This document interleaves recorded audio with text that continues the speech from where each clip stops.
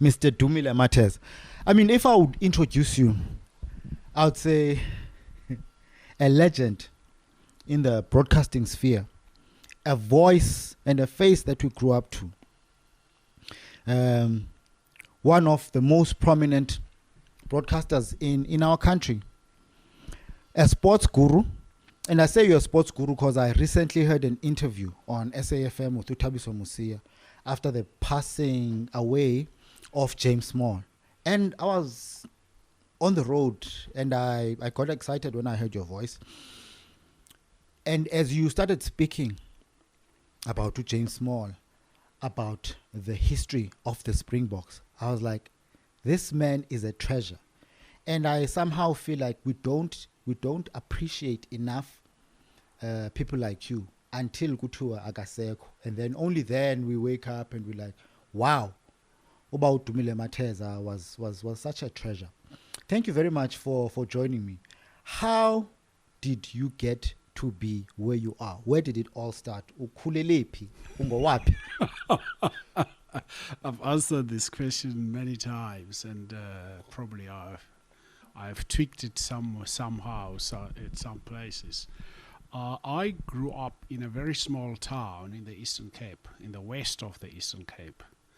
The Eastern Cape ilityelweyo phaya eBhisho, wakukho Eastern Cape phaya kulandawo sikuyo. Here we go with politics. So early. The Eastern Cape ilityelweyo kwindawo kuthiwa seCarriedo. Carriedo is on your way to Cape Town, but not on the N2. Or it's on the inland, a little bit inland, just on the other side of the Tsitsikama range of mountains, inland. That's a little town where John Forster was buried. That's where I was born. And I went to school there, primary school, and then I went to Port Elizabeth for secondary and high school, to Newell and Loiso first and then Newell High School. Carriedo. Yes. I remember you told me about this place. Yes. And I won't lie, because Namgwase Pisho, I didn't know about the Carriedo.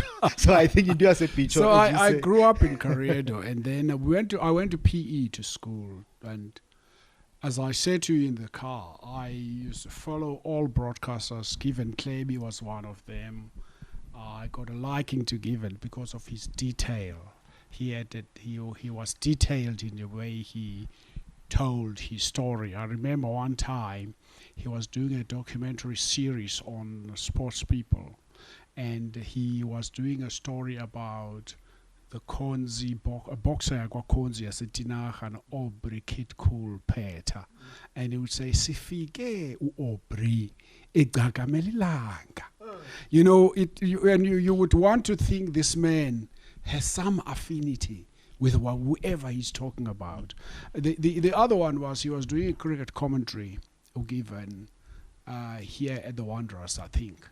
And then he spoke about the Chappell brothers. There was Trevor Chappell, there was Ian Chappell, there was another Chappell. I think there are 4 Chappell brothers in Australia. And he spoke about cricket players. Okay. And he spoke about what he called Onyana Bakatatu Chappell. And you think that he knows them personally. And that's what I liked from him. And then there was another general I used to listen to, was an English commentator, Charles Fortune. Charles Fortune was this guy, was also a rounded commentator, broadcaster, in other words. He was a school teacher at Graham College in Grahamstown. And then he was asked, because the SABC didn't have an English commentator, so they asked him to come up and do commentary for them. And he came up, and that was, he never went back to Grahamstown. He stayed in Johannesburg. In your days growing up, did you ever have the privilege to meet these people that have influenced you to be this legendary broadcaster that we can look back at and admire? I've met all of these people. Okay. Tell us about those experiences. Given I've met when I was in Port Elizabeth, the school, because we would bump into each other when he goes and does an OB in the township. So we'd bump against each other, but not. I never had a very strong relationship with him, as I had with somebody like Charles Fortune. Because when I arrived in Johannesburg in 1980, Charles Fortune was the secretary, the honorary secretary of the South African Cricket Association. Then they were called SACA. The South African Cricket Association, which was the wide body of cricket. You must remember at the time, there was a South African Cricket Association, which was for whites, whose president was Billy Wooden, and Charles Fortune was the secretary. And then there was the South African Cricket Board, which was for blacks, whose president was Ashton Dunjwa. And the secretary was one Pat Corsi, who happened to be my principal when I was at Newell High School. Okay. And then you had SACBOK, the South African Cricket Board of Control, that had people like Abdul Bamji and all of those guys who were playing there. So that one was for coloureds and Indians. And that's how sport in South Africa was constituted at the time. And sometimes one gets very upset when people don't put things, before you talk about anything, put things into perspective. Give context, give historical background. The other day we had a big fight about why do you support the All Blacks? I said I support the All Blacks today. For instance, today I was putting down something on Facebook where I was writing and said I started supporting the All Blacks in 1970. In 1970, the All Blacks, under the leadership of Brian Lohore, came to South Africa to come and play here. They had in earlier matches, they were not allowed to bring Maori players with them. Maori players are those who come from Samoa, a little bit of Samoan blood or Fijian blood, and or Jonalom. Not necessarily. Some of them are quite light in complexion. Yeah. Some of them are quite light in complexion, but they're Maoris. So they were not allowed to come here because of South Africa's sports policy of apartheid, of not wanting blacks to play with white people in this country. And so they were not allowed to come here. Okay. In 1970, they were allowed to bring with them a guy called Brian Williams. And Brian Williams was playing on the wing for the All Blacks. If you go to the old stadium in Port Elizabeth called the Boot Erasmus Stadium, then there used to be Sonny Ball Williams. No. He's also Maori, by the way. Yeah, I know. There used to be a stand. We used to call it the railway stand. Okay. There was an old train that was there at that stand. That's where blacks were made to sit, at a separate stand. And when you talk to people about why many black people like ourselves, or people of old, don't get excited about Springbok rugby, people don't understand. They don't want to know that information. They don't want to know that history.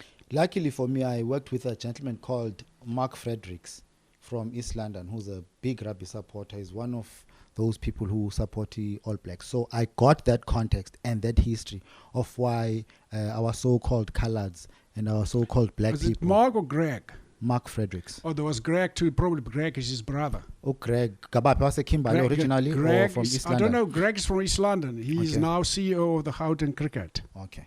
I wouldn't know. But Mark Fredericks used to work for the Department of Sport. Okay. I'm actually Googling you right now as we sit here. These are the results I'm getting. Dumile Mateza, Twitter. Yes. Dumile Mateza, tweet. And as I had said to you earlier on, I had told about I'll be sitting with legendary Mr. Mateza. They asked about this Twitter incident that had you in a panic and trending hashtag Maisho, please. You couldn't even spell his name fully. What happened, Pratums? No. People deserve to know. I received this tweet. And for the sake of me, I opened it, which I should have opened. Okay. But because when I opened it, it registered on my Twitter account. Okay. And that is where the problem had. And people picked it up. One of the first people to pick it up was Samuel Skate. Okay. Ndiyamazi usabela. So, Uthini? I said, and my showman. And then now I'm panicking. I don't know how to remove this thing. And somebody helped me. Go WhatsApp. Yes, I said my WhatsApp is hacked instead of my Twitter account. Was it hacked?